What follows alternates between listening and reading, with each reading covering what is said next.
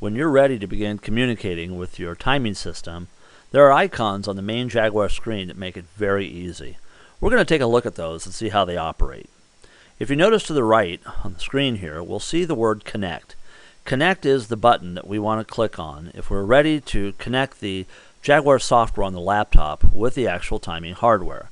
Now before you click on Connect, you need to make sure that you've got your cables plugged in. If you're using Ethernet, and you probably are, you should have an Ethernet cable going from the laptop, perhaps to a switch or router, and then into the timing hardware.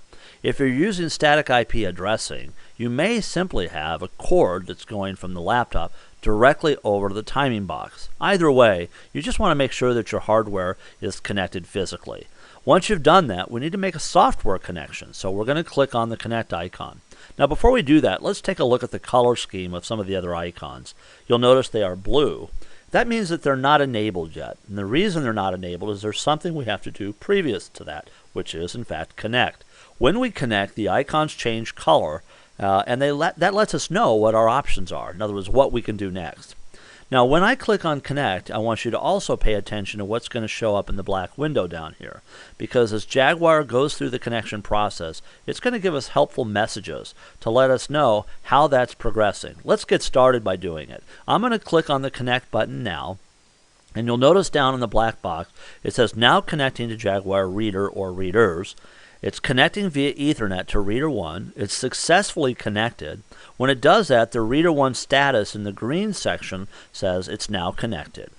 Now when we go back down, we'll see that it's uploading firmware. Jaguar will automatically check the firmware on our reader hardware and any other settings, and it'll make the changes that are necessary to keep you current and up to date with your software. It's finished uploading the firmware. What's it do next? Well, it's going to show us the MAC address of the hardware as well as the IP address. That MAC address can be very important. If you have a technical support issue, we may ask you, what's the MAC address on your reader? So here you can see what the MAC address is. It's kind of a helpful idea to write that down. If you have a problem communicating with the reader, but you know what the MAC address is and the IP address, that can help you if you need to troubleshoot, or if we need to troubleshoot.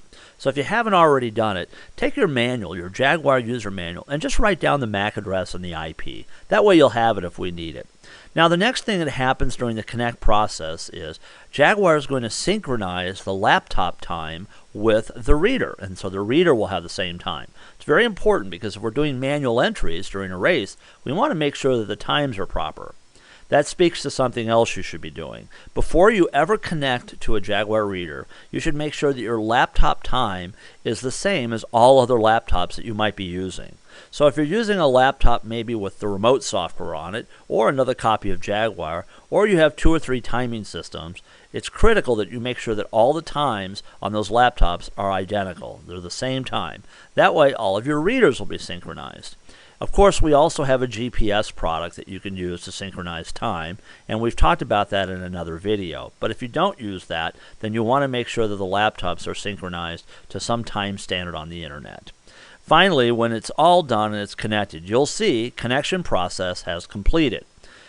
The last thing you want to do on this black window is, and it'll remind you of that, is you want to say, let's go check and make sure everything looks okay. Well, how do we know if everything connected successfully? There's 2 ways you know that. Number 1, the Reader 1 status will show connected, just like you see there. The second thing that will happen is you'll notice that the icons have changed colors. That does not happen until we're completely connected and ready to go. So our Connect button is now blue. Why? Well, we don't need to click on it again. We've already done that. We could now disconnect if we wanted to, or we could enable the reader.